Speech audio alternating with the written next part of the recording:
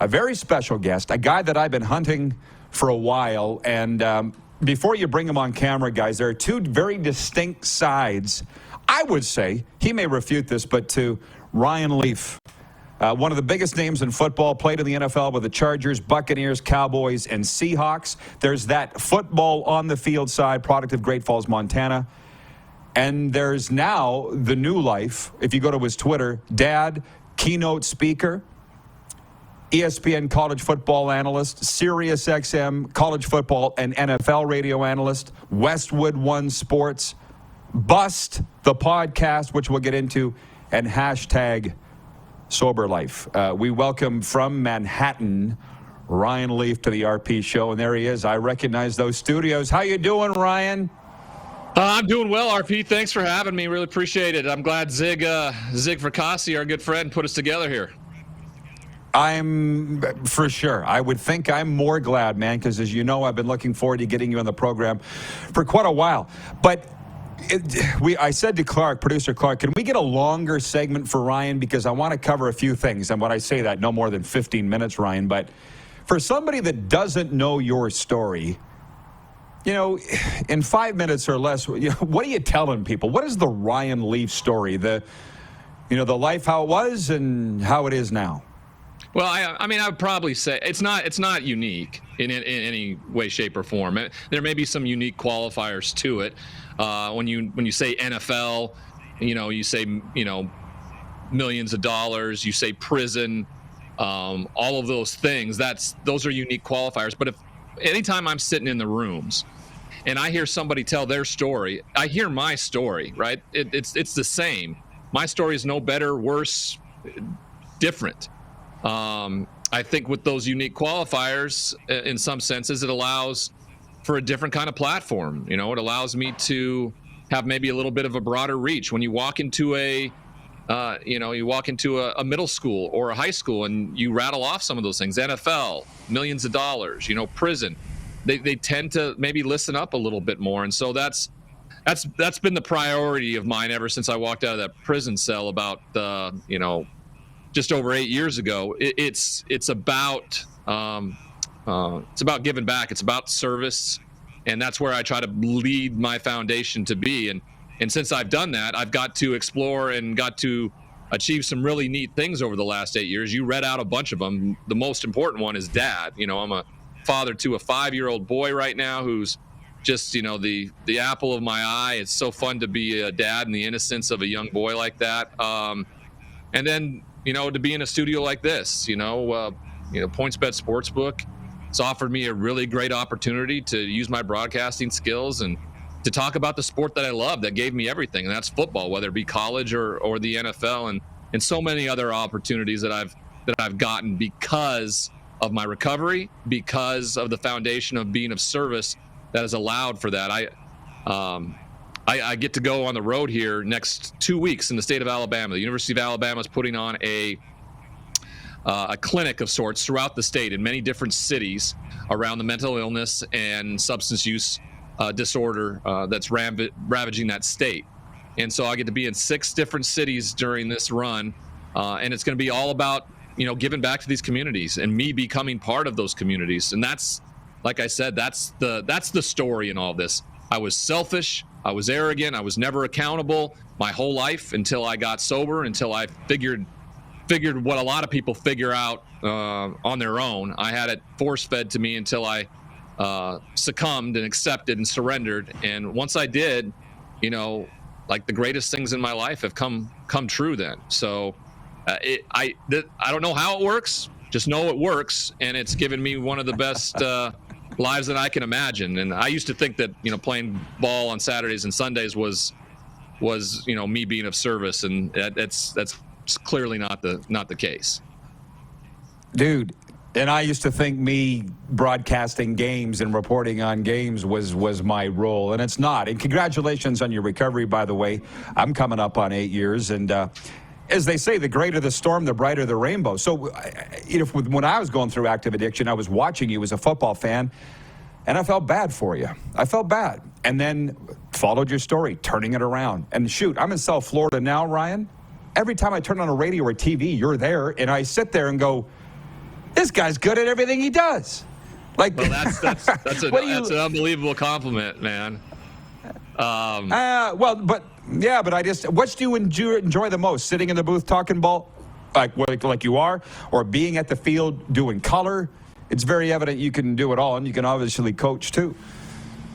There's nothing like being in a stadium, a college stadium or an NFL stadium on game day, right? Just being down on that field and then being in the box to just talk ball. TV's a different animal. TV it's a show, right?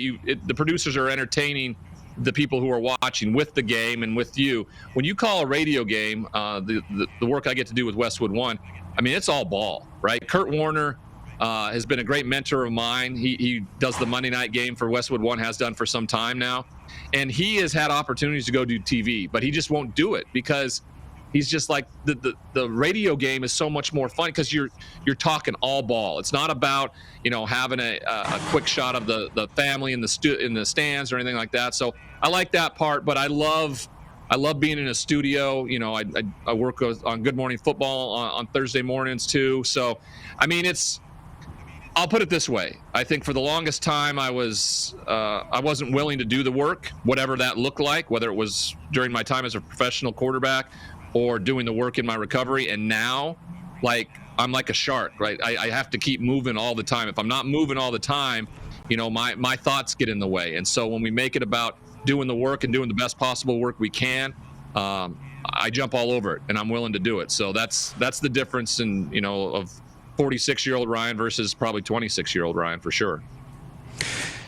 Yeah, and you're 4 years younger than me, and I know the feeling. You feel like you got to catch up on everything that you blew, that we missed. You know what I mean? We want to be everywhere and do everything, and it's literally one day at a time. The bracelet that I wear. But before I do ask you a couple football questions, I see you host the podcast called Bust, and I would suggest have been bigger busts than Ryan Leaf, but at some point you've owned it. I would assume that's why you've called the podcast that, Bust. I have horrible things said about me still. People don't want to forget. You have horrible things said about you. That's a tough thing to do, man. How do you deal with it? I think that's probably pretty projectionist, from people.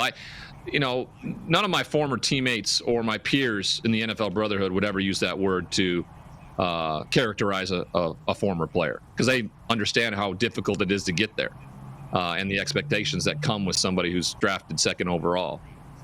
So I think that's a big part of the projectionist aspect of things, those who are saying that and talking about it. But I also think that, if it's something that's going to be used, why not own it? It also takes a lot of the power away. And because I think I named it that, I think we got a lot more downloads on the damn podcast, to be honest with you. So maybe unbeknownst to them, they are actually kind of funding the new golf simulator I want in the guest wing of the house, which is great. Good for you. Same. That's the whole thing. I'm just reading the comments from the viewers here. If you don't mind switching to football, and I'm only going to keep you, if it's okay, for about another 6 minutes, Ryan. I'm looking at this. The mock drafts are out now, right? For all the teams that didn't make the playoffs, they're looking ahead to next year. And I get it. Stetson Bennett is not even ranked as a first-round projected quarterback to go in this. There's a lot of other great quarterbacks, but he's not one of them. If you were drafting, would you take Stetson Bennett, and where would you take him? Yeah, I would. I'd take him. I think he's a winner. He's a leader. He's every bit as capable of making the throws. I probably wouldn't use a 1, 2, or 3 round draft pick on because he's 25 years old. And so you can get a younger quarterback at 21 and have some more years. But if you want to take a bit of a flyer, maybe in the 4th round on a guy that I think will pan out, you've seen some of those throws he made over, especially the game winner against Ohio State. That was a NFL quarterback's throw. And I know the size is going to bother people, but when he goes and measures at the combine, don't be surprised if the measurements aren't very similar to Bryce Young's, as well as a guy that's playing pretty well this year in Brock Purdy. Oh, absolutely. And the thing for Stetson, I mean, again, because of the things you've been through, you can put yourself in the mindset of that. He's not apologizing for anything. Back-to-back national champions, right? Life happens the way that it happens. Stetson doesn't have anything to apologize for. Is it only because of his age, though, that he's not rated higher, do you think? Oh no, and I think his size, and there were times he disappeared in games, right? I mean, I called the Auburn Georgia game, and I think the end of the first half stats for him were like 2 for 9 for 4 yards. Okay, so he had a big second half. He took off on a 75-yard touchdown run, but there were times he disappeared, right? That's one of the things when you go back and look at the film at a quarterback, especially one you want to take in the top 10. There can't be times where the guy where you disappear, where you're not a factor, right? Or you're not accurate. You're not contributing in the football game. I don't care how talented the rest of your football team is. The quarterback, no matter what, at any level, is the leader, is the guy, is the one that stirs the drink. That's the way it is. So when he disappears like that in games like that, that's got to give you pause, and that's why I think he'll fall down the draft board. But his talent is as good as anybody who's throwing the football out there. He may not be as mobile in the pocket as, let's say, Bryce Young is, who has the same type of height. But again, I tell you, I think a very good comp is to Brock Purdy, and we're seeing how well he's doing in San Francisco. A lot of that goes to what Kyle Shanahan brings to the table, but a ton of the work ethic of Brock Purdy, which is exactly the kind of work ethic that Stetson Bennett has. 2 quick questions. 4 words. Derek Carr, Las Vegas. The marriage is over. It is. It is. I absolutely stupid on the Raiders' part, I think, is the best way to organize that. I don't understand what they're doing. I don't know if Josh McDaniels went into that conversation with ownership and said we can't win a championship with this guy, but Derek Carr is not the reason that they're losing in Las Vegas. That defense is what the prior coach and general manager did in terms of the drafting of the players, some of the guys that they got. That's the problem. So, maybe they're thinking they could get something in a trade. If I'm Derek Carr, I'm just like, hey, unless I can get exactly where I want to go with what I want, I'm not going to do any of this. I have a no trade clause. You're not going to pay me my guarantees. You got to cut me by February 15th. That's the case. I'm going to go wherever I want to at that point. So that's what I'd be doing if I was him. If I'm the New York Jets, I'm looking really closely at this one. And now if it becomes a bidding war, then of course the Raiders can probably get some trade value or some compensation. But if there's just really one team out there, I would say if you're a Jets organization with Zach Wilson, this is the veteran you bring in, and you make him the starter, and Zach Wilson has to figure it out. And if not, bye. That's the way I would go about it with Derek Carr. I think he's an absolute gem for any team that gets him. We got about 3 minutes here, and I'm going to try and massage this question because we have a lot of CFL fans, obviously. We're a Canadian sports show, and I don't know how much you follow the CFL, but we have this stud quarterback, Nathan Roark. He was named top Canadian in the league, played at the Ohio Bobcats. He's on an 11-team NFL tour right now, working out for teams. If you were a Canadian young guy, what is he, 24, what team would you sign with? I want to say like he's worked out for the Jags, the Colts, the Giants, the Raiders, among them, Vikings.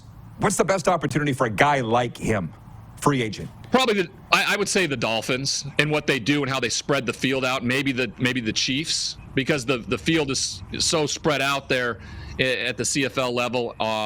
Also, they play with the extra player. You have to have that understanding. When you get to the NFL, it's hard to spread the field around because the hash marks are so darn close. That's a big part of it, not like in college.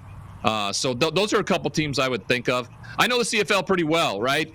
Dave Dickinson, who's just an absolute stud up there. Is he still coaching for the Calgary Stampeders? Yeah, and he just turned 50 yesterday. Yes, he is. Yep. Yeah, he grew up a block from me. We used to play football together my whole life growing up. He was my hero. Played quarterback ahead of me at my high school. Love that guy. Craig Dickinson, his brother, who's been a staple up there too. Just so proud of those guys, watching them. So I have a pretty good feel. I spent some time in Vancouver watching the BC Lions go at it too. So yeah, the CFL, I'm a big fan of it. All right, well, I appreciate that. The fans and viewers will love that. And thanks for the time, Ryan. I just want you to know there are people rooting for you, cheering for you that you don't even know are out there. So keep doing what you're doing, man. And congrats again. And keep up the great work. You bet. I know they are. I can feel it. Awesome. Ryan Leaf checking in from New York. Give him a follow on his social media, Twitter, Instagram, at Ryan D. Leaf. Hey, everybody. Thanks for watching the RP Show on YouTube. And don't forget, we're live daily on YouTube from noon to 2 Eastern. If you like what you see, hit subscribe. And if you like the program, check around for other segments of the Rod Pedersen Show here on YouTube.